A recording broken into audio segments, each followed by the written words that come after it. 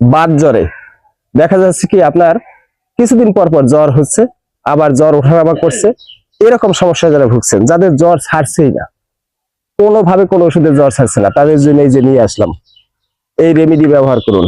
এটা হচ্ছে অমৃত, গুলই, গুলঞ্চ, বিভিন্ন নামে ডাকে। এটা হচ্ছে পদ্ম গুলঞ্চ।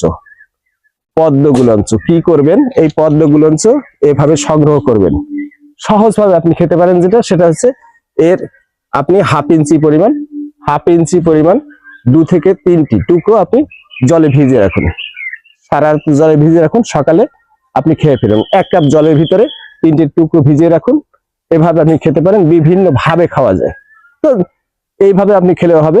এই 3 টুকরো রাত্রে ভিজিয়ে রাখুন, সহজ যেটা, সকালে উঠে আপনি সেই জলটুকু খান, একটানা 7 দিন। যাদের নাকি এই জ্বরের সমস্যা চলছে, কোনোভাবেই জ্বর ছাড়ছে না, তাদের জন্য এই গুলঞ্চ গিলই গাছ ভালো করে চিনে বুঝে আপনি প্রয়োগ করবেন। আপনি যদি এটা সংগ্রহ করতে না পারেন, আমার সাথে যোগাযোগ করতে পারেন, ফোন নাম্বার বিভিন্ন জায়গায় দেয়া আছে। ভালো থাকুন, সুস্থ থাকুন।